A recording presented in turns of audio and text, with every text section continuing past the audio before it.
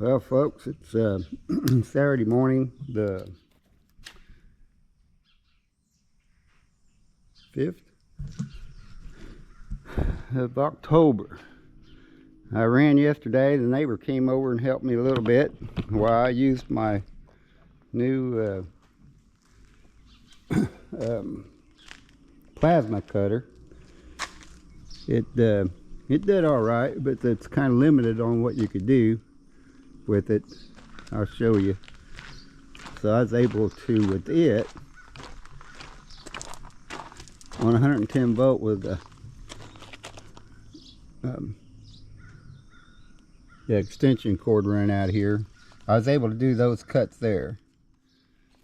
And with my shaking, you know, that's kind of, it looks kind of like that. That's why I kind of hung way back a little bit, because I'm going to come back here with a grinder after all this is off to smooth that up. But I was able to get there. My neighbor came over yesterday and he ran my other torch and stuff, and he's doing these cuts back here on the back side. And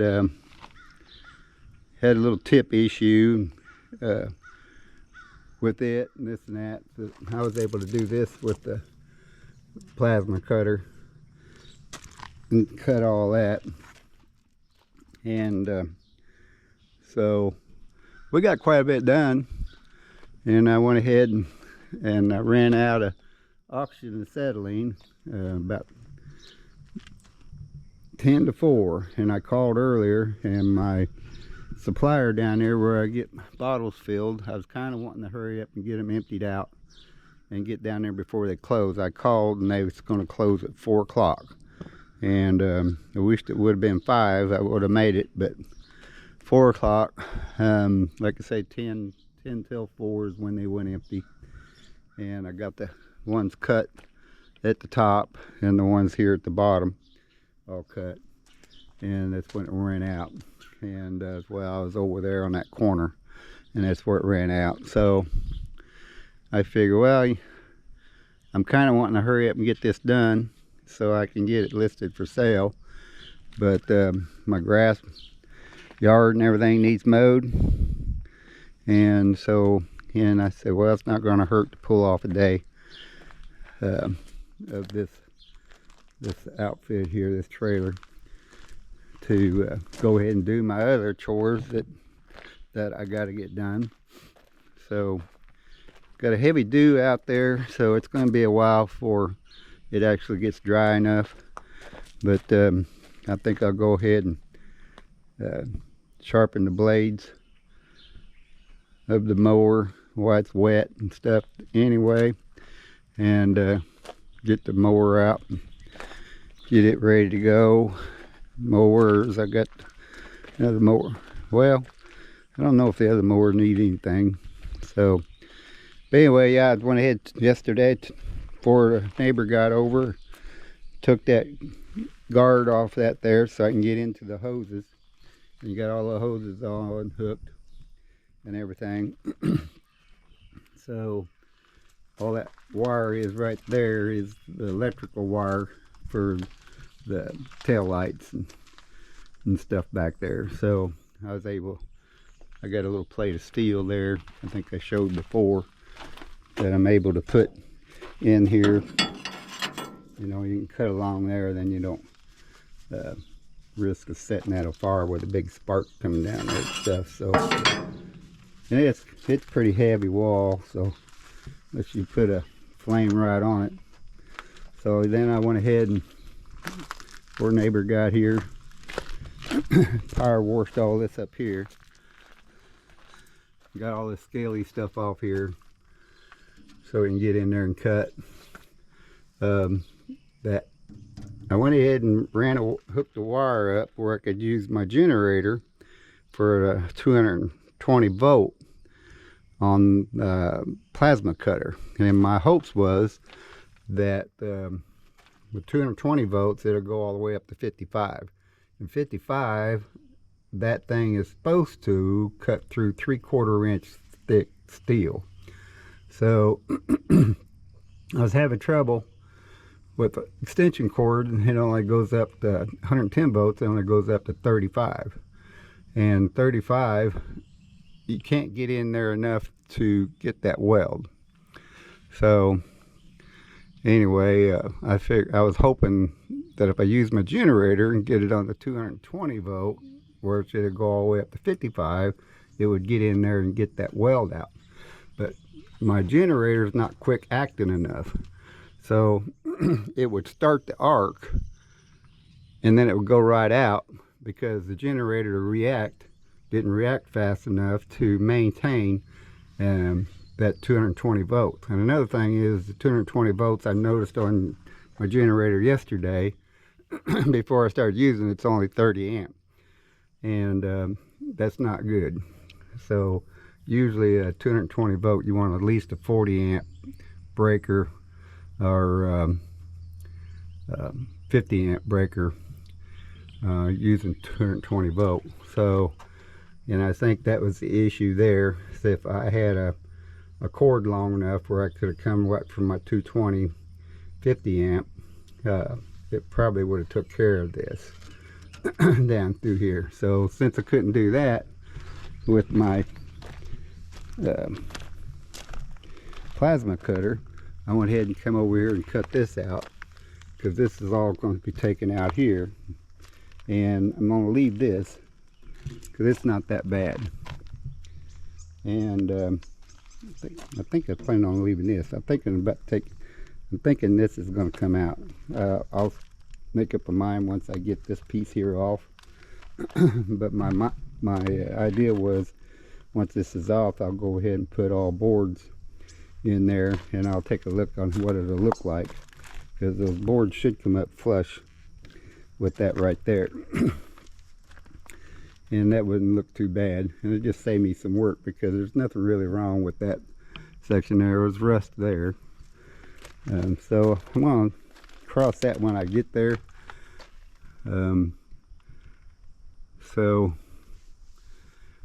Once I get this off where I see what it looks like there, then I'll decide on what I'm going to do with that. See that rolled piece there, what it'll look like. I think I'll go ahead and leave it. Save some work, because it's not that bad. It's got a little rust up there, but I'm looking at work, you know, because I got a lot of work. Once this metal comes off, then I got to go in there and grind all those welds off and get them smoothed up, get all the big rust knocked off of it, which is this rust here, because these are going to be exposed. My boards are going to sit in here flush, so all those welds got to be cut off. I'll be probably 2 days on grinding. So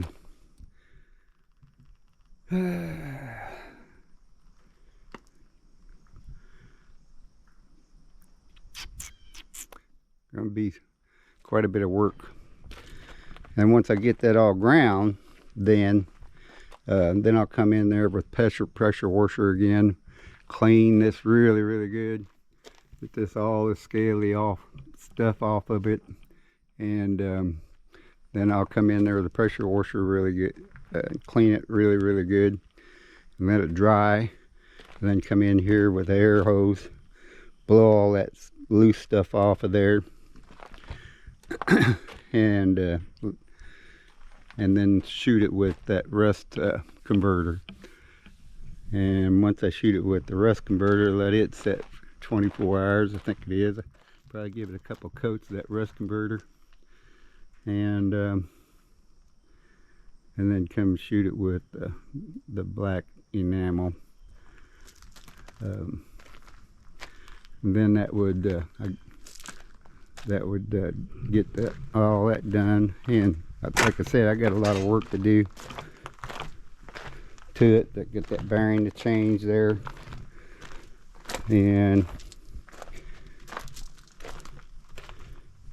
you got to get this loosened up and adjust this back up, get it squared back up. You could see how back that thing is right there, and you can see this one is pretty straight on. So I got to get this loosened up and probably heat this U-bolt up just a little bit, get it bent back up, and get that adjusted back up.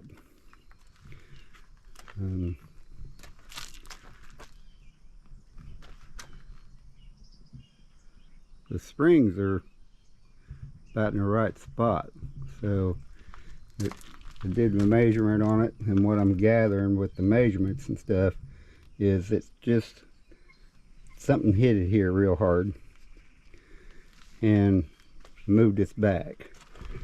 And what wasn't making any sense is that bushing looks good there. Bushing looks good there. Well, I'm talking a 1/4 inch. How that did that with this hook on, this adjustment. So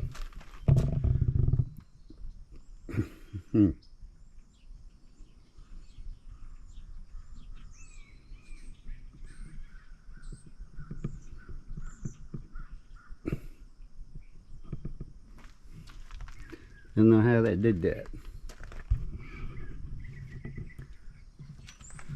Looks to me like them U-boats are kind of looking funny. You know, coming from a factory, they usually got them all the same. You could see where they pulled this one up a whole lot more tighter than they did this one. They tightened this one up. They're supposed to do a little bit at a time, and what they did, they snugged that one all up. And oh, wait a minute, this is different. This is that U-boat, sorry. But anyway, here to there, looks like they tightened this way down too far, and then of course then they went to tighten that one up, and that's how come there's just that many threads compared to that.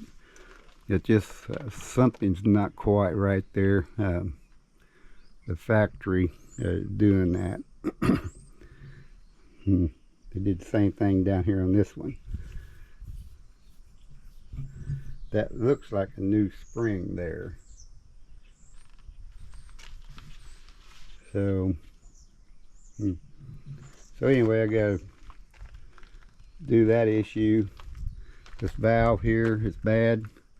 It was leaking through here, so I don't know if I'll take the time to take that apart. I would guess there's a little bit of a drug or a piece of material or something that's in there that's where it's not seating. So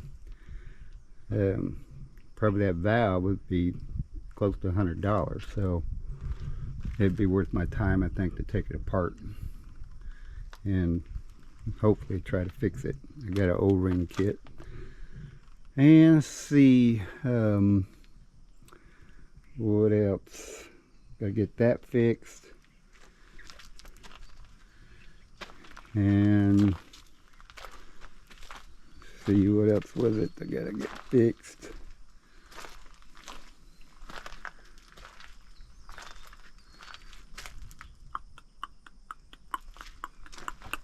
Piece over there on the other side. I got a new piece of channel. There's that cord I made up, but didn't work, but worth a try. But this piece of metal here, this channel, I got a new piece of channel there. I'm going to cut it out, take that off so I can get the access to that. And looks to me like there was some kind of a cover that went on here. I don't think it's really necessary. I can go ahead and, as long as I get this fixed. You know, it don't really need to be in there since you're not going to put a cover here that I could see. I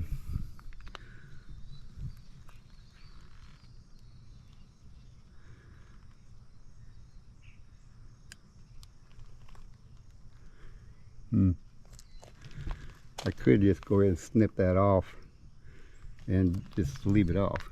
I might just do that. You know, I'm getting to a point where you gotta weigh your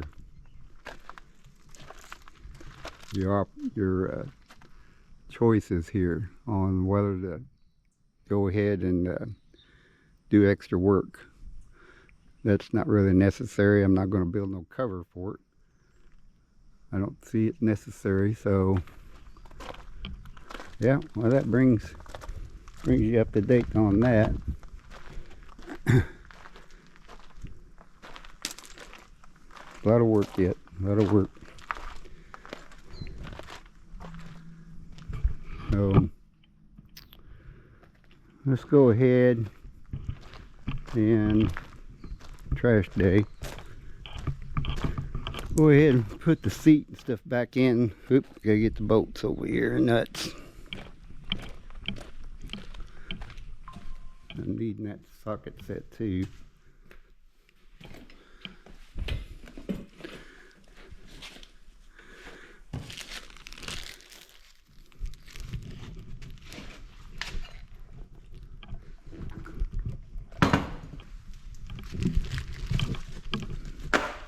Well, I'll get grab these tools because I can't need both hands here. So GoPro, stop recording.